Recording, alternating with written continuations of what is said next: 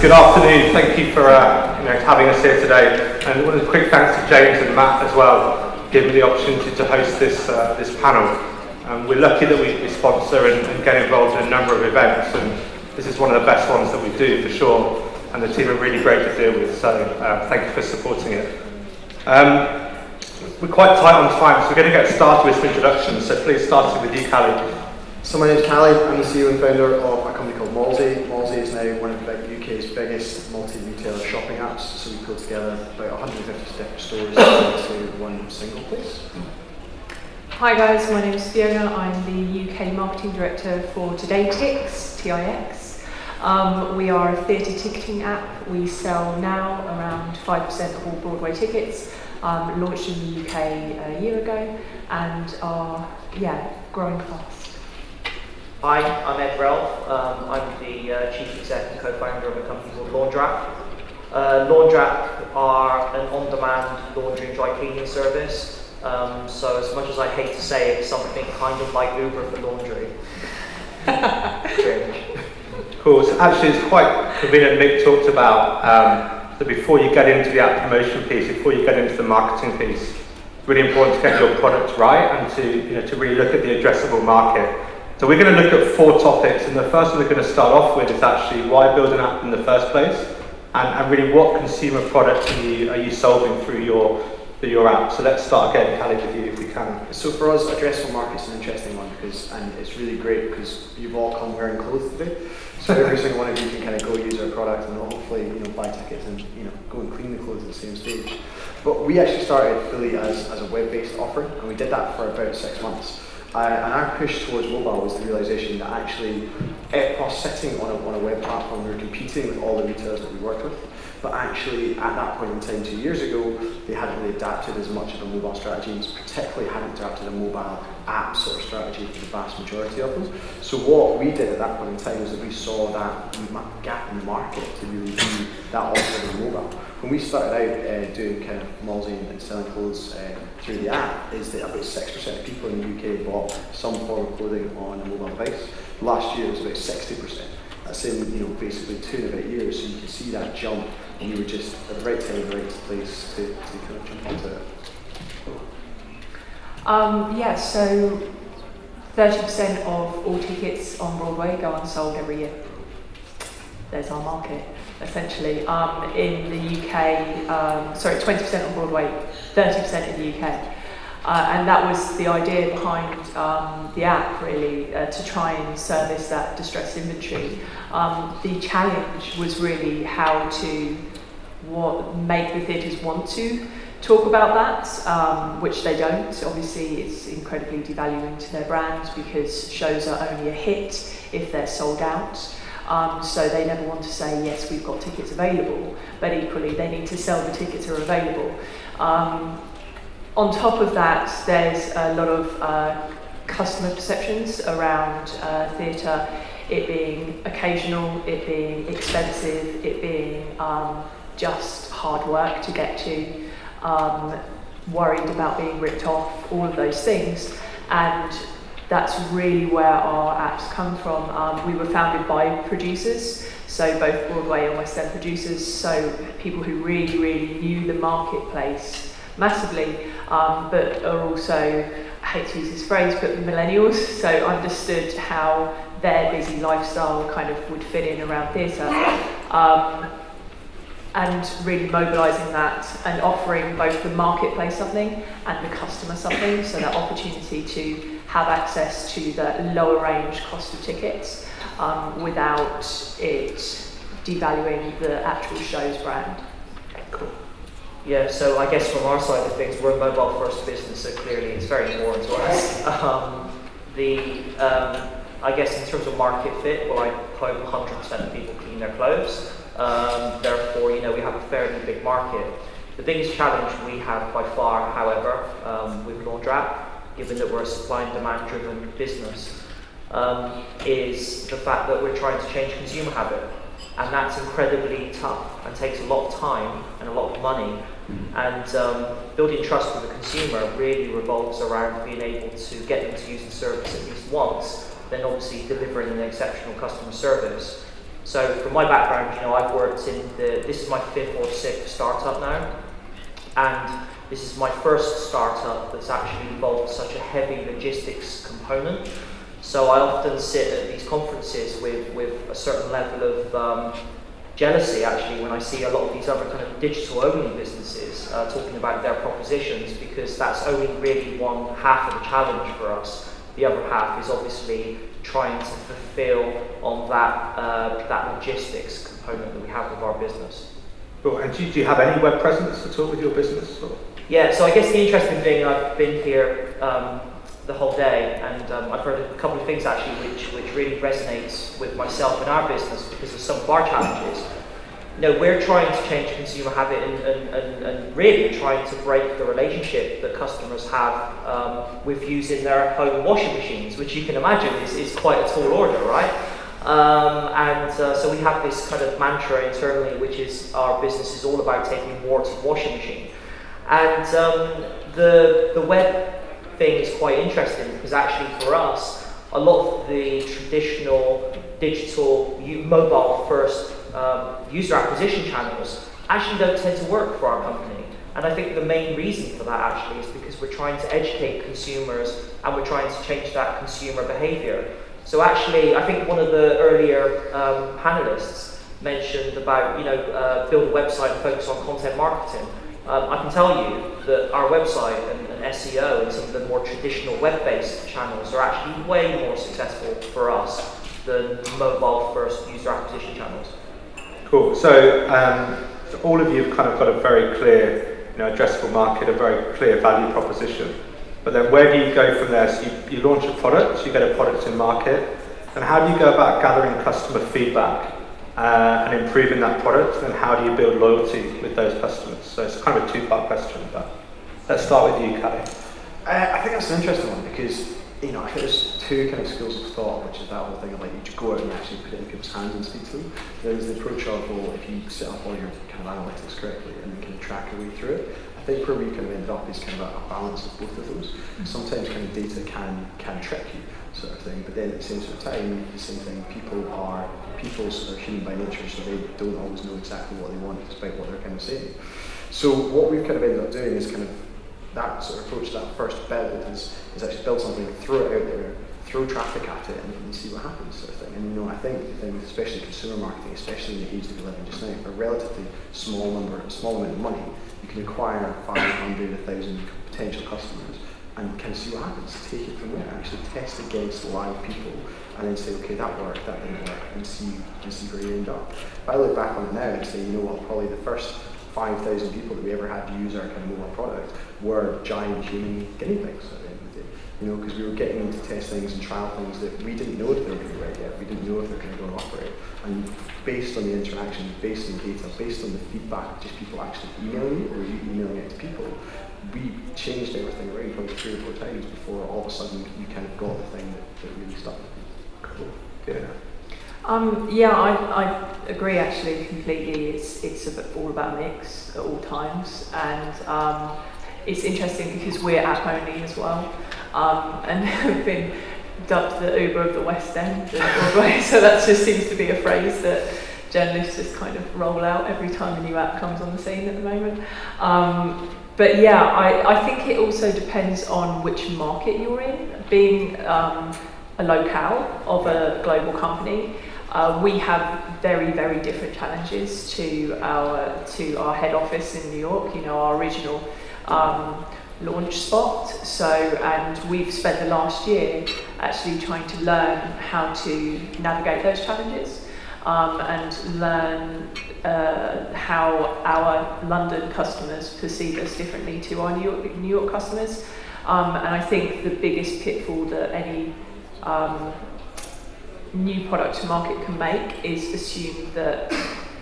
not just assume that one size fits all, because I think we're all smart enough to know that that's not the case, but also to assume that if two markets look the same, then their customers will behave the same. Because again, Broadway and the West End, very, very similar markets, almost identical markets, but actually the people who are running it in the background have created different, have gone down different avenues historically, and that has resulted in different customer behaviours. So we now have to deal with those different customer behaviours whilst building a product that meets both of those things. So yeah, I wouldn't underestimate that. Cool.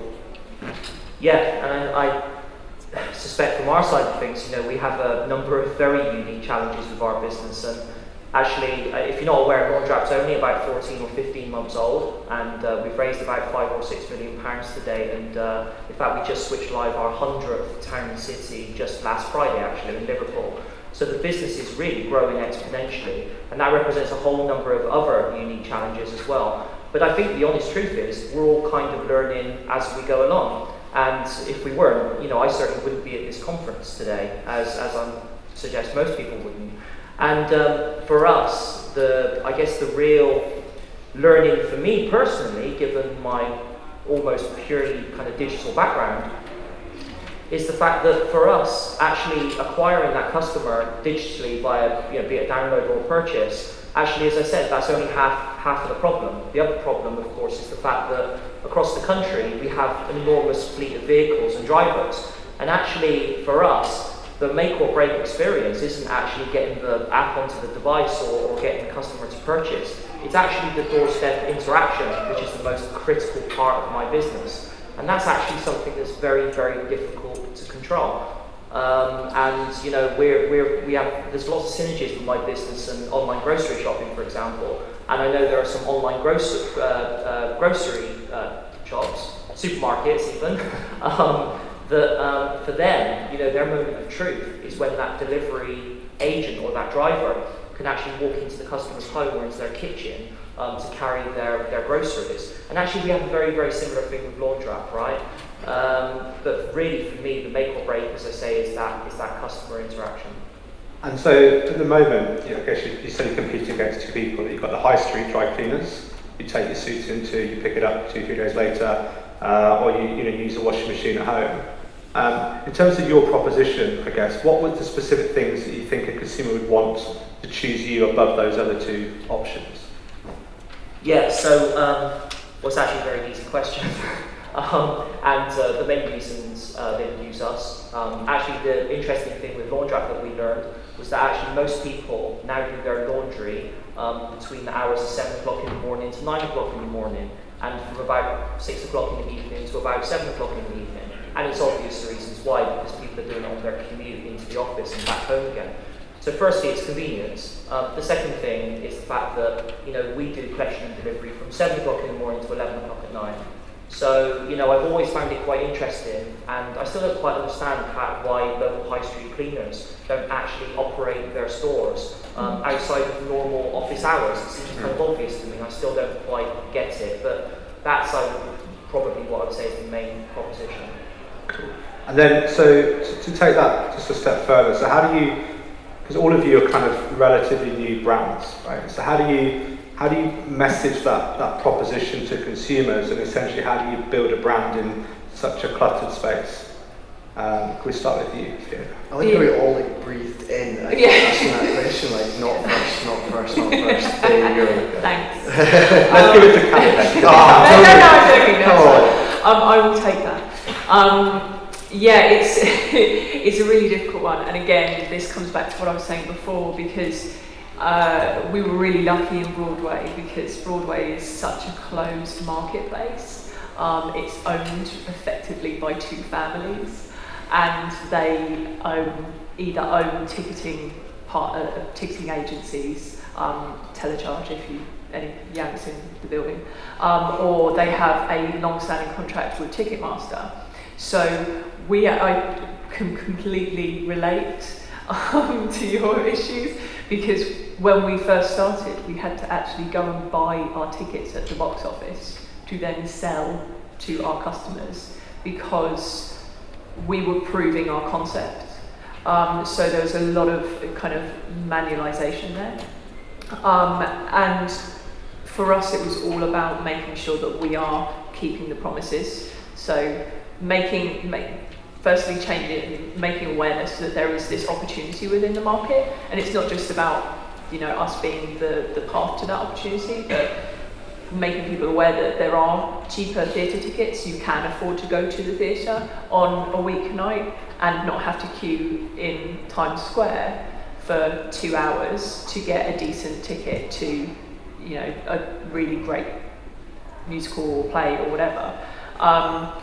So it's changing that perception and then making sure that you offer them the best service. And it's really difficult in theatre as it is with you guys, because a lot of that second moment of truth for us is when you sit down and you go, right, am I sat in front of a pillar?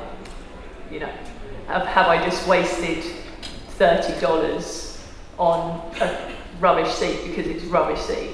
Or am I going to get a good seat and get my money's worth? Over here, it was a bit different because we're a locale. The industry knew we were coming.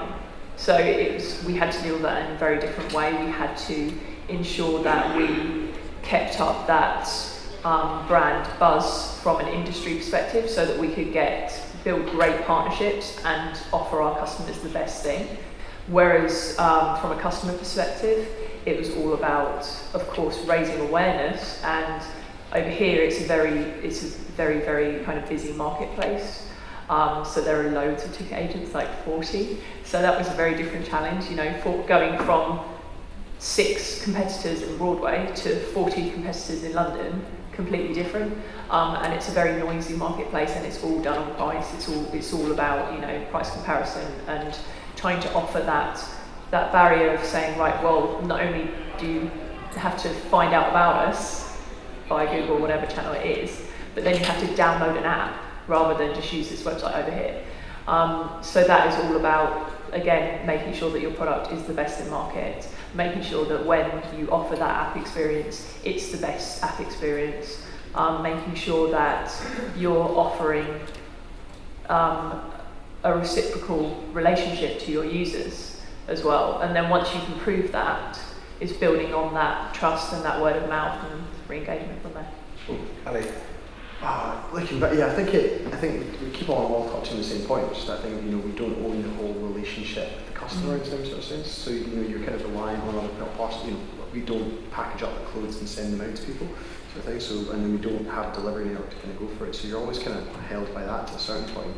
But I think in terms of getting out there and getting in front of people, do you know whatever works today didn't work 3 months ago, and it won't work in 3 months' time, sort of thing. Like, it just moves and it changes and it adapts. And actually, I think great marketing is now done by just doing lots of things quickly, iterating your way through them, and tracking everything and sticking on the things that work, and then throwing away the things that don't. If you're a marketing team and if 60% of the stuff that you do works, then you've had a good success rate, to be honest with you, because you should be trying lots of different things and working through it. Often I find spending ages on something massive, those are things that are normally an absolute disaster and just kind of don't work out at all. And we've tried literally everything and anything from offline events. We hired a giant projector projected on sides of buildings across the UK with a video of a young guy and an old lady snogging, to then say basically clothes can make anyone look better. And they kind of do, but that video was not used by anyone at all. There was no PR coverage. You didn't get anything on the back of it, and it was a total disaster. But that was like a 2 weeks worth of work for a marketing team to kind of put together. It was my idea. It was an awful idea. But you're trying lots of different things, and then you're working on finding the smallest optimizations. I found it really amazing to sit here today and listen and talk so many great things, and you literally just sit and making a list of just the smallest optimizations. I find that extra 2% and that extra 3%, because it all tallies up when you kind of get to there. And I think the companies that hang about or kind of become successful are the ones that don't sit there and say, we did this one thing that was just amazing. What they actually do is they've done 40 things that have done a little bit. What I do find quite interesting though is, and I know that you guys do because I'm one of the advocates behind it, is that word of mouth piece, which is that invite a friend. Actually get someone else to tell about it. In our office, there is probably 3 people who are hardcore inviter of other people's. If there's a new app where there's a free credit to go for it, they'll be the first people on Slack, basically threatening other people. And we're from Scotland, so threats are kind of what happens. Threatening other people to use my code to install this app. I think I've got 4 or 5 laundry app credits to to kind of get stuff kind of washed and stuff. And it's hugely effective, you know, if you can get it right, but more importantly, if you can get the costs associated with it right as well. Yeah, please don't tweet that we threaten people. No, we don't, we threaten people. At least think about it. yeah, look, I guess to summarise that, small hinges that open big doors, right? I mean, we're constantly looking for those hinges. Look, the thing I think for us in terms of a brand, I've got two responses, right? One that I do on camera, mic'd up in front of an audience, and the other one is when I'm sat around the table, probably with a gin and tonic in my hand, and they're two quite different approaches. The on-stage mic'd up response to the answer about building our brand was that we took a very, very scrappy approach, because you need to when you're a startup. You take an MVP approach to everything you do. It took us actually about 3 or 4 months to actually release the first version of our app, which is a very, very short time indeed. And one of my favourite quotes actually of all time is something along the lines, and I forget who it was, and maybe someone here remembers, but something along the lines of if you're not unhappy with the first version of your business or your app, then you've not moved fast enough. And I totally buy into that. So for us, you know, it took us 3 or 4 pivots of our entire business, actually to a certain extent, to find market fit. And I think in this digital day and age, that's pretty much the route that most successful businesses now take. Mm-hmm. It's Reid Hoffman. Thank you. There you go. Sorry. I would definitely second that, and I would say don't be afraid to pivot your brand messaging off the back of that.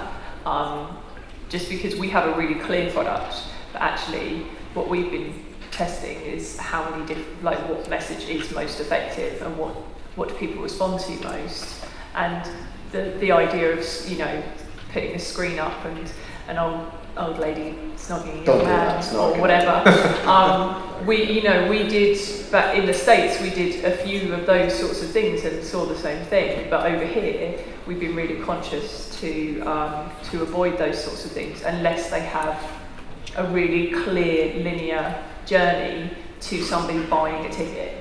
And there was some talk earlier about CPIs and users and acquisition and, you know, bots getting 100,000 downloads overnight, which ultimately that day and age, especially for utility apps, is gone. It's completely dead. It's not going to help your business. In fact, it's going to hinder it, because your investors will say to us, you know, great, you've got 10 million users, but none of them are doing anything and none of them are spending any money. And we build all of our marketing strategy around, okay, what's our CPA? And for us, an acquisition is when you've bought a ticket. So unless you're going to buy a ticket, you're no use to us. And I think people forget that. Can I just add one tiny little thing, just very quickly, just about advocacy and building brands, etc. One of the things that we learned actually worked very, very well for our business, and maybe a takeaway for some of you guys, was that we actually allow our customers to vote our service to their areas. And actually what that means in the case of, say, Liverpool, that we launched on Friday, just last week, was that actually we'd already built up the demand for the service within Liverpool. So at the point of launching, of course, we already have advocates and customers that are going to go on and use us. So it's something that we promote quite heavily on our website. And, you know, every day we get hundreds and hundreds of votes, and we simply just launch where we know there's demand. And it's been a very simple process. Cool. So the next question I had was just saying that you're quite specific offerings. So, you know, mass market app promotions are likely to yield decent return on ad spend.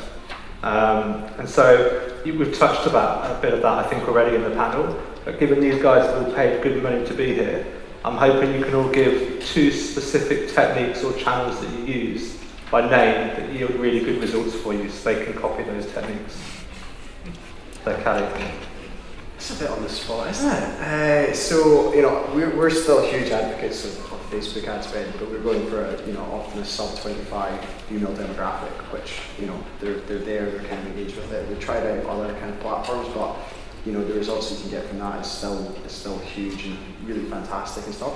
One thing that we're kind of tapping into more and more, and if anyone wants to kind of talk about it at all, Rachel is our market manager sitting over there. She knows more about it than I do, but it's kind of partnering up with companies, sort of thing, saying, you know what, our audience is quite similar to your audience. Let's kind of cross promote ourselves across that sort of divide, because it's not then got any great cost associated to it. So let's give like laundry app people a £10 credit to Malsey. You know, in that sort of same sort of approach, you can track all that through, and that can be a really effective way of getting kind of people to engage with it. But also is a really great brand builder because it's getting the name out there and branding at the same time. Cool. Fiona. Word of mouth. And we've been really conscious to build out advocacy within the community, because the theatre community, you know, and this is where our product's completely different, because I'm sure there isn't like a big community around, you know, laundry services. You know, people were really passionate about it, whereas people have really strong opinions on theatre. They hate it, or they love it, or they hate a certain type, or they love a certain type, and they hate commercial musicals, or they hate fringe artsy farty shows, you know. So because of that passion, we've focused on tapping into that passion and building in from a grassroots. And a way of doing that is recognising that trends trickle up in tech, as we all know. So we spent the last 3 months building a ambassadors program for performing arts colleges, where they can enter a kind of scheme where we send them to the theatre. And it sounds really obvious, but I think when you're a high growth company, you forget to do the grassroots stuff because you're running so fast all the time, and you need to show results so quickly, especially if you have backers and investors.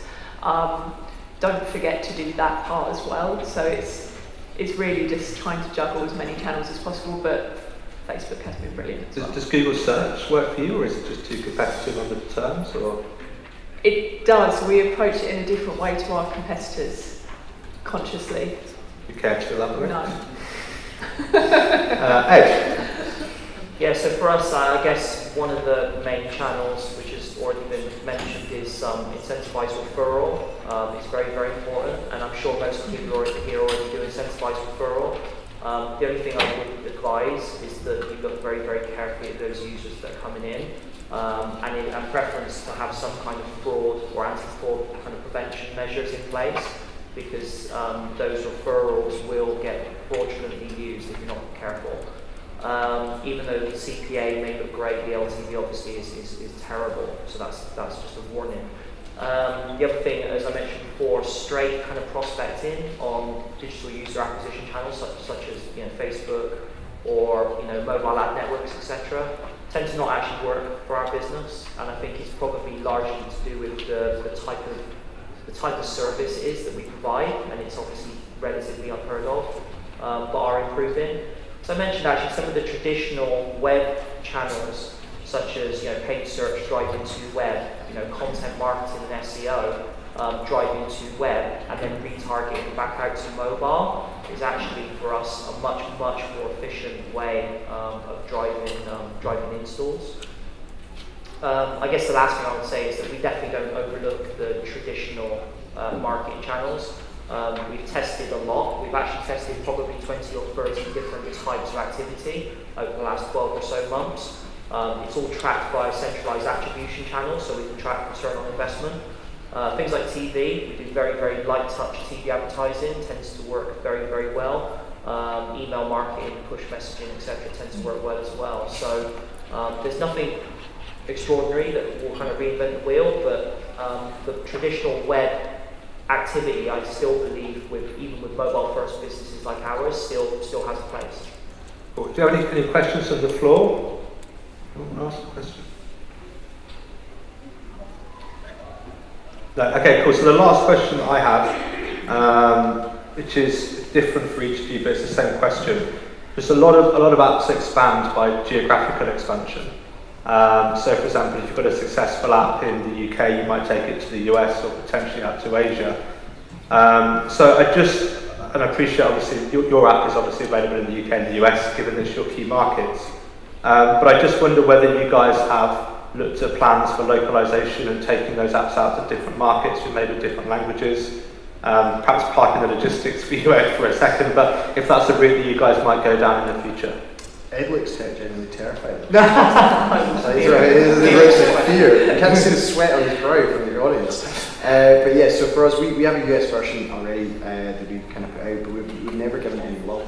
It's like our ugly child sort of thing. We never kind of go and never spend any money on it. We occasionally, hang out a press release. It's one of the, I remember the only love it ever had was we sent a press release out which got picked up by Fox News, and they covered it for 6 minutes on prime time. And that was great to watch, kind of free downloads, loads of people using it, and kind of it going a little bit crazy. Also a bit weird having your product discussed on Fox News, like around the table at the same sort of time. Outside of that, we have a logistics, not just a partnership sort of thing now, in the sense that we have to have partner retailers in the territory who can take it forward and kind of go for it. Our data scientist was throwing numbers into our Slack channel yesterday, and I think we had 1,500 downloads in like a RAM or something since we kind of launched. So you can download our product everywhere, you can engage with it, you just can't buy sort of things. So the buy functionality is kind of heading away. In the future, we'll do more and more. It's something we're looking at just now, but it's for me in terms of clothing e-commerce, the UK is kind of the holy grail. Right? It spends so much more than anywhere else. That, if you can own a decent chunk of this market, it becomes much easier to kind of go where we want to. I'm going to tweak the question a little bit for you, Fiona, if I may. But so I guess a big audience for your app is people from overseas visiting, so tourists and people on holiday or vacation. So I just wondered how you would cater for that audience coming in to try and get them to use your product as a purchase. Sure. So when we were in beta launch over here in London, the first ticket that we sold was to a US tourist who had our app in the States and could just flip between New York and London. Okay. So that's the easiest thing. Reminding them that there's that option and just making it that easy. For us, it's a difficult one really, because you want to balance. Obviously, we're dictated by where the theatre is, so where the theatre hubs are within the world, even though there are regional theatres as well. It's that kind of you need a hub of an audience base that can support the growth of the business and support a higher LTV. And making sure that that's going to constantly give you enough of a revenue stream to support any other kind of growth anywhere else. So it's a difficult one, really. I would just say make sure that your product is adaptable. So if you think that there is even a possibility that your app is going to be applicable to other markets, build it with that in mind, and make it as a simple transition as possible to flip back and forth between those things. An interesting piece of user behaviour that we saw is that users of the UK app were flipping over to the New York app to see what was on in New York, and then pinging the producers to ask them to transfer the show to the UK. And so showing that demand, again in another market, and us facilitating that demand also helped with our business relationships. So that was an interesting one. Yeah, the internationalization piece is a question I get asked pretty much every single day. And the honest truth is there's just no rush. I mean, I think many businesses make huge mistakes by trying to internationalize too quickly. Hey, I've even done it myself in other companies. So my advice with it actually is, it obviously depends on the kind of the macro environment and what's going on outside kind of your key domestic market. But for us, I guess specifically with Laundrette, and other early stage startups, it's really about building incredibly high barriers to entry within your domestic market. Don't worry too much about what's going on in North America or in Asia, etc. Very likely, people, if it's a successful business model, it will be copied and replicated way faster than you could even achieve an international rollout plan yourself. So often, what's the point in trying to compete and do that? Actually, if you build the barriers high enough to enter your domestic market, these people will come knocking on your door one day. Cool, thank you. We're done on time, so please join me in thanking these wonderful panellists for their insights.